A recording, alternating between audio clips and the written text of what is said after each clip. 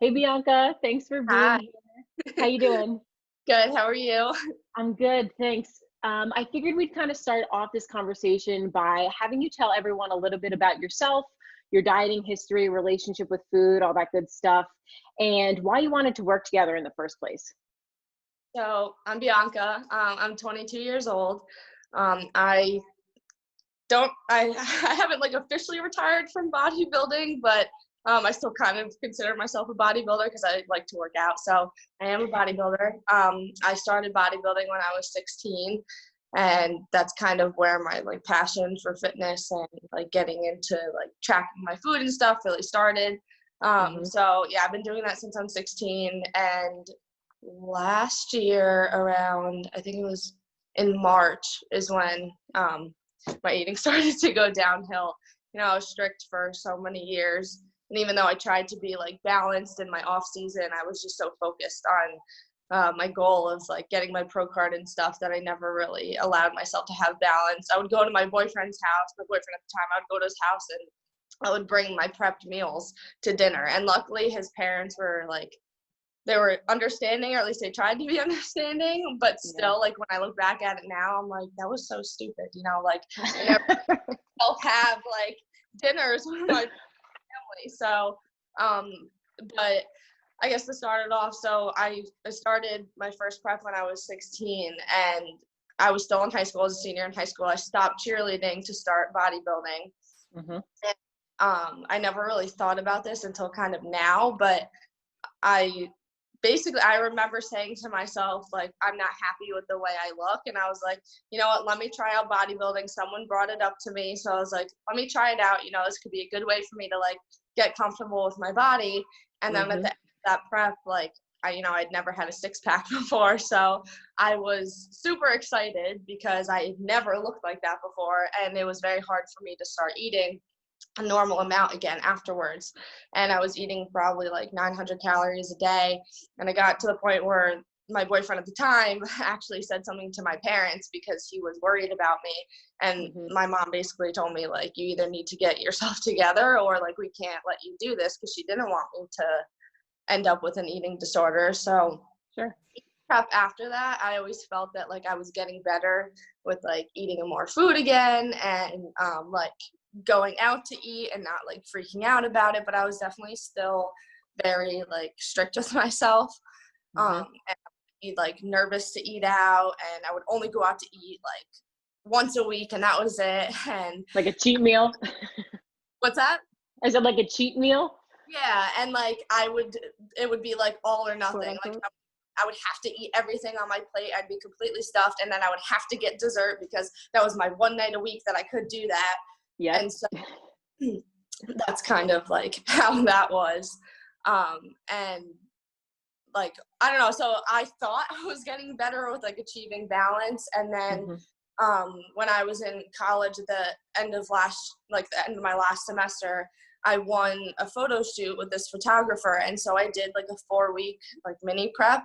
Hmm. I was already pretty lean. I was only probably like 15 pounds above my stage weight. Hmm. Um, so like I still looked good. Like I probably could have done the photo shoot without dieting, Hmm. but I did it when I could feel myself being like, I'm so over this. Like I'm so tired of tracking everything. Yep. Um, like I was so over it. And I think it was that combined with just like a lot of the anxiety and stuff that I had because it was my last semester and I was trying to figure out like what I was going to do after I graduated, if I was going to come back home or not. Yeah. And so the just being over dieting in general combined with a lot of just stress and anxiety of just normal life things. Literally, it was like 2 days after the photo shoot, and I was supposed to go get dinner with my grandparents, and we had to cancel our dinner plans because we got like a really, really bad rainstorm in Florida. And when it rains down there, it pours. So you like Hmm. can't drive in it. And I just remember like being in my condo laying on the couch, and all of a sudden like something came over me, and I had like a ton of snacks in my condo. Like I was the type of person that I could have like Oreos and M&Ms and ice cream, whatever, and like I would have like a little bit here and there. I would track it, of course, but like I would never like go over like I would never eat like an entire bag of anything Sure. because I Yep. was tracking it. Um, and I just like went crazy, like with everything, like like straight just eating peanut butter from the jar, M&Ms, Oreos, literally like bagels, like eating like whole bagels plain. And I like realized what I did, and I was like, oh my God. And I like tried to make myself throw up afterwards, and I was like hysterically crying. And I called my boyfriend at the time, and he tried to just like calm me down and like talk me out of it and be like, okay, like, well, how was your day? Like, tried to distract me from it. And then I like kind of removed myself from the situation by leaving my condo and just kind of going for a drive. And so from there on out, it kind of became like an every week, like once a week, I would binge, and then it turned into twice a week, and then 3 times a week. And it got to the point where literally every night after work, on my way home, I would stop at a gas station and get like 5 to 8 snacks and just eat them all in one sitting. Or there was one time where I literally stopped at like McDonald's, and then I went to one Dunkin' Donuts, and then another Dunkin' Donuts, and then a gas station, and just got like multiple things to eat. And it was like, I don't know, it was like, thinking about it now, I'm like, I can't believe I did that to myself. But I tried to like fix it on my own. I remember I actually reached out to you for any advice, because I knew like at the time I was like, I can't afford to have someone help me.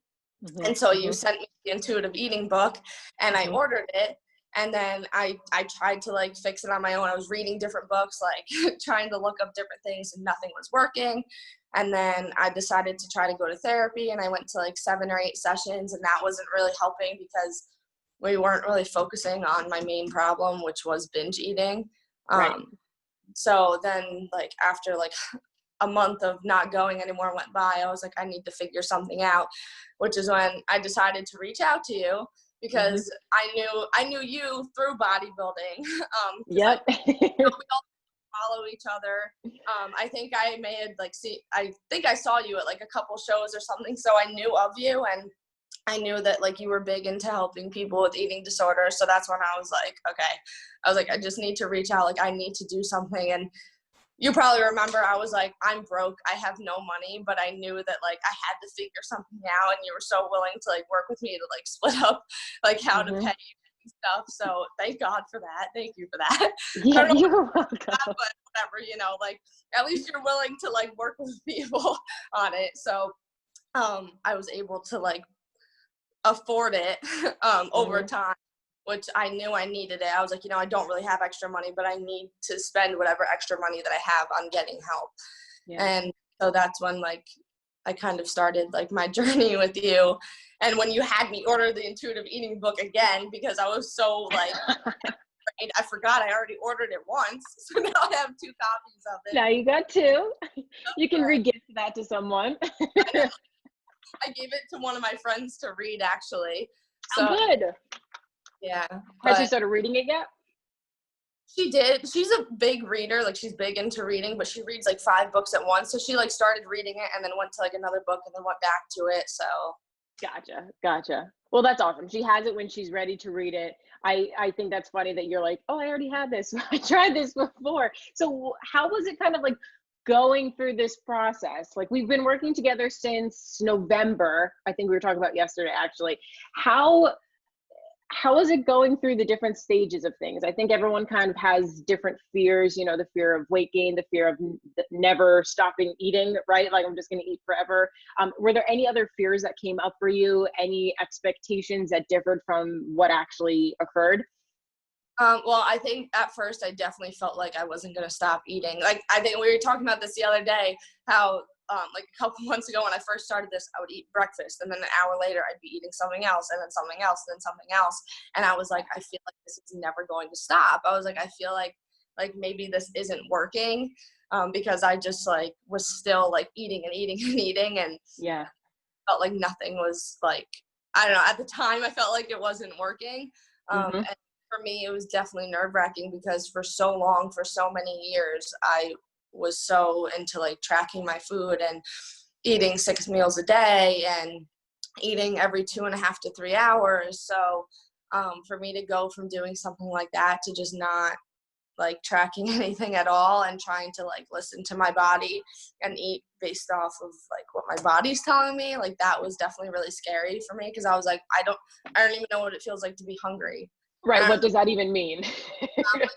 know what it feels like to be full. Like I don't know what that feels like. So Yep. it's definitely scary at first, and it took time. And even now, like I'm still learning. Sometimes I'm like, am I full? I'm like, I don't know.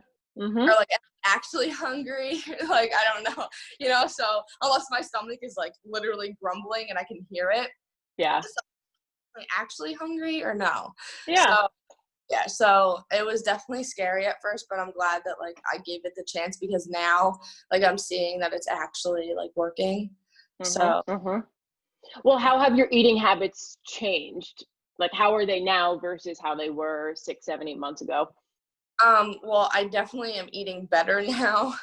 Mm-hmm. Like things that actually feel good, like to eat and not just like eating crap all the time. Mm-hmm. So, but I'm also eating things that sound good to me. So it's not like I'm like, okay, well, I know that like chicken and rice is healthy, so I'm going to eat that.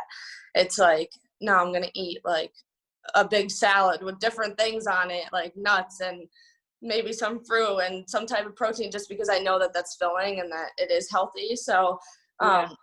I've been able to like actually fuel my body properly again, but also like enjoy little things here and there, like having 2 Oreos and not eating the whole pack, or like Mm-hmm. buy like a pint of ice cream and splitting it up into like 4 servings. Yep. I think my eating is definitely improving and my thoughts around food are improving.